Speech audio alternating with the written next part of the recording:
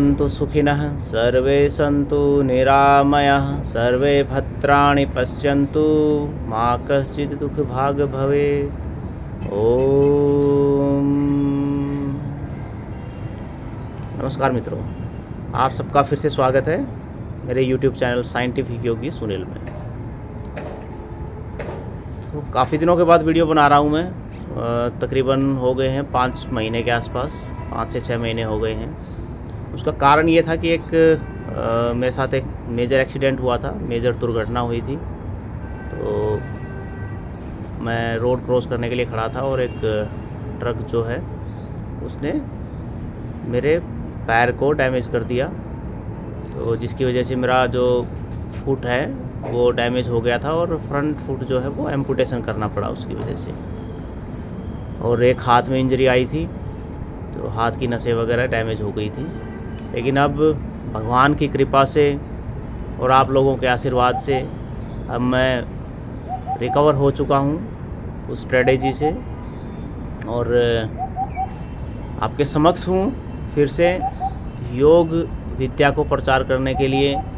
जो हमारे ऋषि मुनियों ने जो ज्ञान हमें दिया है, जो करोड़ों वर्षों का ज्ञान है, जो हमारे भारतवर्ष में हमेशा रहा है, तो उसी ज्ञान को आगे बढ़ाने के लिए और जनमानस को स्वस्थ रखने के लिए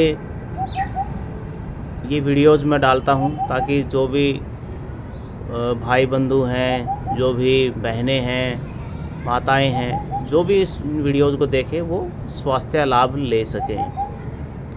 तो इसी के साथ शुरू करते हैं आज का वीडियो। तो आज हम वीडियो बनाएंगे क्योंकि अब सर्दी का समय शुरू हो गया है और सर्दी के समय में बॉडी के अंदर वात और कफ ये दोनों का ही बहुत ज़्यादा बढ़न हो जाता है। तो उनको कैसे कंट्रोल रखना है, क्योंकि ये सब इस टाइम की सबसे बड़ी समस्या है। जोड़ों का दर्द शुरू हो जाना, ठीक है, जो वात की वजह से होता है, जो शरीर में वात बढ़ गई, जो श्वास से संबंधित रोग हैं वो बढ़ जाना। श्वास में ये आपको जानते ही हो कि वैसे इतना प्रदूषण बढ़ा हुआ है। अगर हम दिल्ली एनसीआर वाले एरिया में देखें तो प्रदूषण वैसे ही इतना ज़्यादा बढ़ा हुआ है।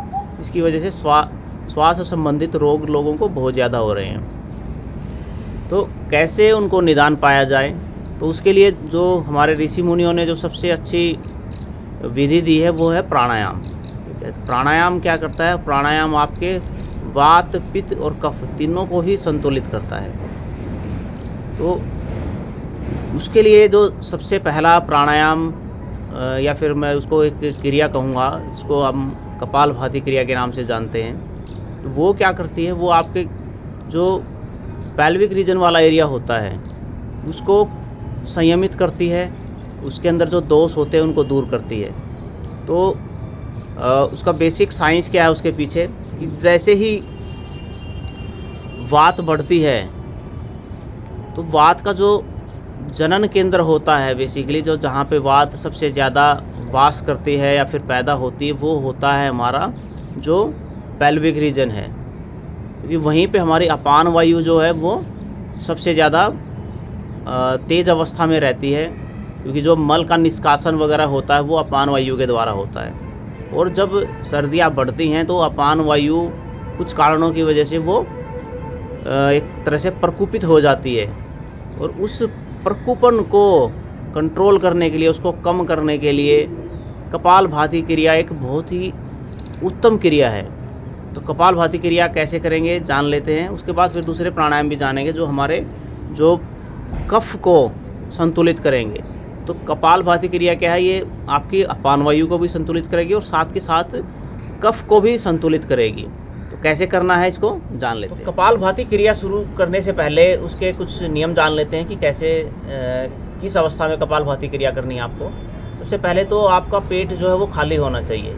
ऐसा ना हो कि आप भरे पेट की अवस्था में आप कपालभाति क्रिया करें, क्योंकि उससे जो वायु है हमारी अपान वायु भी और उदान वायु भी, ठीक है, उदान वायु हमारे ये वाला जो हिस्से की जो वायु होती है, नाभि से यहाँ तक की जो वायु है ये हमारी उदान वायु, और नाभि से नीचे वाली जो वायु है वो अपान वायु है। ठीक है, तो उदान वायु भी प्रकुपित हो जाती है उससे, अगर भरे पेट आप करोगे, और अपान वायु तो प्रकुपित है ही पहले से ही। तो उसके लिए सबसे पहला नियम यही है कि आप जो है खाली पेट इसको करें। जब पेट खाली हो जाए आपका तब इस क्रिया को प्रारंभ करें। कैसे करना है इस क्रिया को? तो इस क्रिया में हमें क्या है कि हमें साथ ही थोड़ा सा हमारे जो बंद जो मूल बंद है स्पेशली, तो मूल बंद को भी साथ के साथ प्रैक्टिस करना है। जैसे ही आप इसमें क्या होता है कि सांस को बाहर निकालने पे ध्यान देना आपको। जब सांस बाहर निकालते हो तो बाहर निकालने के साथ आपको मूल बंद को भी संकुचित करके ऊपर की तरफ उठाना है, ताकि जो अपान वायु हमारी है, जो मूल बंद वाला एरिया वहाँ पे अपान वायु काम करती है, तो अपान वायु जो है वो संतुलित होना शुरू हो जाए। तो कैसे करेंगे? मूल बंद कैसे लगाना आपको पता ही है कि जो आपका गुदा द्वार या फिर आपका जो पेल्विक रीजन वाला एरिया, जो नीचे वाला एरिया है, तो उसको आपको संकुचित करके ऊपर उठाना है। ठीक है, तो उसको शक्ति चालिनी मुद्रा भी कहते हैं। तो एक तरह से शक्ति चालिनी मुद्रा इसके साथ साथ करनी है। जैसे ही आप कपालभाति प्राणायाम करेंगे, और कपालभाति में क्या है कि आपको पेट को अंदर की तरफ धक्का देना है। सांस लेने पे फोकस नहीं करना आपको, और सांस छोड़ने पे फोकस करना है। पेट को अंदर की तरफ धक्का देंगे, ये वाला जो आपका रीजन है पेल्विक रीजन, ये अंदर की तरफ जाएगा। ठीक है, ऐसे क्या हम देखें तो ऐसे करके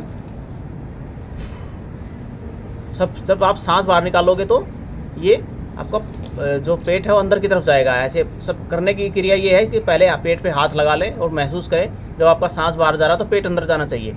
ऐसे पहले आपने सांस भरा, फिर सांस को जोर से बाहर निकाल दिया, पेट को धक्का देके। फेफड़ों को धक्का नहीं देना इसमें। कई बार क्या होता है कि फेफड़ों को धक्का देते हैं, वो भस्त्रिका प्राणायाम में होता है। तो फेफड़ों को नहीं धक्का देना, अपने पेट को धक्का देना है।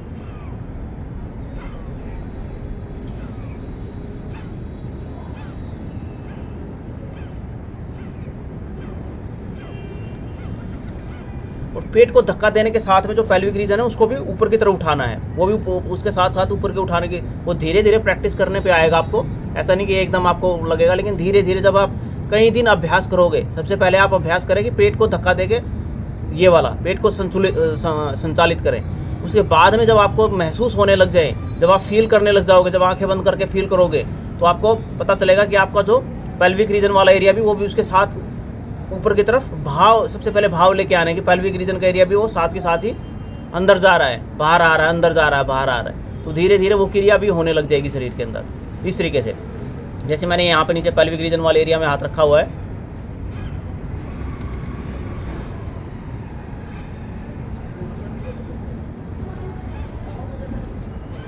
और शुरू में गति को बिल्कुल सामान्य रखें। ऐसा ना हो कि बहुत ज़्यादा एक शुरू में ही तेज़ करने लग जाएं। बहुत सारे लोगों को देखा मैंने इस तरीके से करने लग जाते हैं, वो गलत तरीका है, उससे नुकसान हो सकता है आपका। तो इसको सामान्य गति करें और फिर मध्यम गति तक लेके जाएं। तीव्र गति कोई ज़रूरी नहीं है।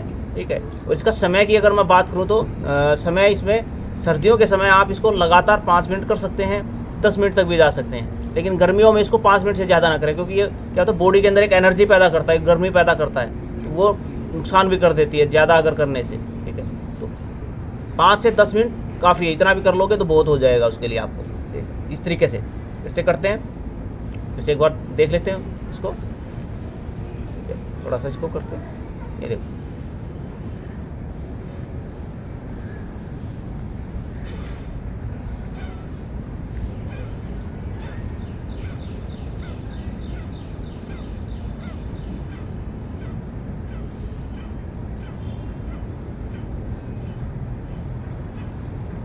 सांस निकालने के साथ में पेट अंदर जाएगा आपका। तो इसको लगातार करते रहें, रुकना नहीं है इसमें। ऐसा ना हो कि वही बस 2-4 बार किया और रुके, रुकना नहीं है, करते रहना धीरे धीरे धीरे धीरे धीरे धीरे करते रहना। आपको महसूस होगा एक आपके पेल्विक रीजन में एक एनर्जी क्रिएट होना शुरू हो जाएगी, एक तरह की गर्मी, एक ऊर्जा आपको महसूस होगी, वहाँ पे पैदा होनी शुरू हो गई है। तो वो ऊर्जा जो है आपके जो समस्त रोग हैं, जो पेल्विक रीजन संबंधित जो समस्त रोग हैं, आजकल लोगों को बहुत सारे रोग हो गए हैं पेल्विक रीजन से संबंधित, गुदाद्वार से संबंधित भी बहुत सारे रोग हैं। ठीक है, जिसके अंदर आप ये दूसरे बवासीर है या फिर और भी बहुत सारे रोग हैं उस तरह के, तो उनमें भी ये बहुत ही ज़्यादा लाभकारी है, उनमें भी ये बहुत ज़्यादा लाभ पैदा करती है, क्योंकि वहाँ पे पेल्विक रीजन में आपकी एनर्जी जो है वो पैदा होनी शुरू हो जाती है, और जो फिर उसको बीमारियों को ठीक करना शुरू कर देती है। तो ये मूत्र प्रणाली संबंधित जितने भी रोग हैं, जो भी आपके मान लो यूरिन में इन्फेक्शन हो गया, यूटीआई जिसको बोलते हैं आप, यूरिनरी ट्रैक्ट इन्फेक्शन जो है, उनको भी ठीक करने में बहुत ज़्यादा मददगार है। तो इसको अवश्य करें। उसके बाद दूसरा जो प्राणायाम है, जो मैं कफ के लिए बात करूँगा, तो कफ जो है बेसिकली हमारा जो ये वाला एरिया है, जो फेफड़ों संबंधित एरिया है, यहाँ पे जो है कफ का संचार बहुत ज़्यादा बढ़ जाता है। सर्दी जैसे ही शुरू होती है तो कफ पैदा होनी शुरू हो जाती है। तो उसको कफ को निकालने का बहुत ही उत्तम जो प्राणायाम है वो है आपका भस्त्रिका प्राणायाम। भस्त्रिका प्राणायाम में क्या करना, आपको सांस को अंदर भरना है, फेफड़ों में भरना है, इसमें सांस को पेट में नहीं भरना, फेफड़ों में सांस को भरना है और जोर से धक्का देके बाहर निकाल देना, इस तरीके से।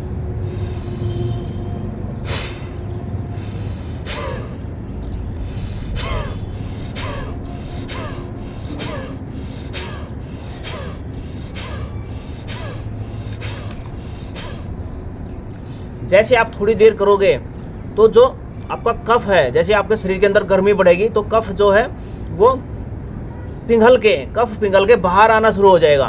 तो आप साथ में अपना एक तौलिया वगैरह जो भी है अपना साफ करने का एक वो रखें, ठीक है, क्योंकि उससे कफ, जिनके अंदर कफ बनी हुई है तो कफ निकलेगा उनके अंदर बहुत ज़्यादा, ठीक है। तो कफ को निकालने का बहुत ही बढ़िया वो है, ये प्राणायाम है, जिससे कि बिल्कुल कफ जो है बैलेंस हो जाती है, ठीक है। तो ये दूसरा प्राणायाम है जो भस्त्रिका है, जो आपको करना चाहिए सर्दी के शुरू में, क्योंकि सर्दी के शुरुआत होते ही और सर्दी के टाइम में भी ये जो हमारे अंदर कफ जो है, कफ का प्रकोप हो जाता है, तो अवश्य करें इस प्राणायाम को। उसके बाद जो तीसरा प्राणायाम है जो आपका जिसको आप सूर्य भेदी प्राणायाम कहते हैं, ठीक है, ठीक है। सूर्य नाड़ी जो हमारी उसको वो एक्टिवेट करता है, क्योंकि सूर्य नाड़ी क्या करती है, हमारे शरीर के अंदर गर्मी पैदा करती है। आपको पता ही है कि दो हमारे शरीर की नाड़ियां हैं, सूर्य नाड़ी और चंद्र नाड़ी। उसके लिए मैंने अलग से वीडियो भी बनाए हुए हैं, आप चाहो तो उनको देख सकते हैं। तो जो हमारा दायां नोस्ट्रल होता है, ठीक है, वो होता है राइट नोस्ट्रल जो है वो हमारा सूर्य स्वर है, और जो हमारा लेफ्ट नोस्ट्रल है वो हमारा चंद्र स्वर है, चंद्र नाड़ी स्वर जिसको बोलते हैं हम लोग। तो हमें करना है सूर्य नाड़ी को एक्टिवेट, तो हमें सूर्य भेदी प्राणायाम करना है। तो इसमें क्या करना है आपको सूर्य भेदी प्राणायाम में, ठीक है, आपको चंद्र नाड़ी को बंद कर लेना है, सूर्य नाड़ी से आपको श्वास लेना है, इस तरीके से। आपने बाएं नासिका को बंद करके आराम आराम से श्वास भरना अंदर, पूरा जितना अंदर भरा जाए, और उसको फिर दाएं नासिका से निकाल देना है, जो चंद्र स्वरभ से निकाल देना है। ध्यान रखें जितना समय आप भरने में लगाए उससे ज़्यादा समय में आप उसको बाहर से निकाल लें, ठीक है। तो फिर से आपको क्या करना है, फिर से सूर्य स्वर से आपको श्वास लेना है और चंद्र से निकाल देना है। सूर्य से श्वास, चंद्र से निकास। तो ये बहुत ही उत्तम प्राणायाम है आपके जो श्वास संबंधित रोग हैं, क्योंकि सूर्य नाड़ी को एक्टिवेट करके बॉडी के अंदर एनर्जी पैदा कर देता है। और इसके साथ साथ आपके जो भी दूसरे ऑर्गन्स हैं आपके, जैसे आपका लीवर है या फिर आपका पैनक्रियाज है, आपका उदर संबंधित रोग है, उनको भी ठीक करने में बहुत ज़्यादा कारगर है। तो ये आपको स्पेशली सर्दियों में करना है, ये सूर्य नाड़ी प्राणायाम जो है। गर्मियों में इसको करने से बचे। गर्मियों में आप अनुलोम विलोम करें। अनुलोम विलोम में क्या है कि सूर्य स्वर और चंद्र स्वर दोनों बैलेंस होते हैं, ठीक है। या फिर ज़्यादा गर्मी है तो आप फिर चंद्र नाड़ी प्राणायाम करें, ये उसका उल्टा होता है, ठीक है। लेकिन सर्दियों में आप इसको सूर्य स्वर को करें तो आपको बहुत बेनिफिट मिलेगा, इससे आपके अंदर एक ऊर्जा पैदा हो जाएगी, ठीक है। अगर सर्दियों में चंद्र नाड़ी प्राणायाम करोगे तो उससे क्या कफ बढ़ जाएगी, आपकी कफ और ज़्यादा बढ़ जाएगी आपकी बॉडी के अंदर, क्योंकि चंद्र स्वर जो होता है वो ठंडा, शरीर के अंदर ठंडक पैदा करता है। तो उसको हमें एक्टिवेट कम करना है, हमें सूर्य स्वर को, सूर्य नाड़ी को ज़्यादा एक्टिवेट करना है। तो इसलिए सूर्य नाड़ी प्राणायाम आपको सर्दियों के लिए बहुत ही लाभकारी है। तो ये जो 3 प्राणायाम मैंने बताए ये आप डेली रूटीन में करें, और पक्का गारंटी के साथ है कि आप लोगों को जो सर्दी संबंधित जो रोग हैं, श्वास संबंधित रोग हैं या फिर आपके वात संबंधित रोग हैं, वो आपके ठीक होना शुरू हो जाएंगे। आपके बैलेंस हो जाएगी बॉडी के अंदर, वात पित्त कफ जो है तीनों चीज़ बैलेंस हो जाएगी, और जिससे आपका शरीर स्वस्थ रहेगा। तो उम्मीद है कि आपको ये वीडियो पसंद आई होगी, और आप लोग इसको ज़्यादा से ज़्यादा सबको शेयर करें, ताकि इस सर्दी के समय में लोग इसका फ़ायदा उठा सकें, लोग इससे अपने रोगों को ठीक कर सके। तो इसी के साथ आपको नमस्कार, फिर मिलेंगे नई वीडियो में। धन्यवाद।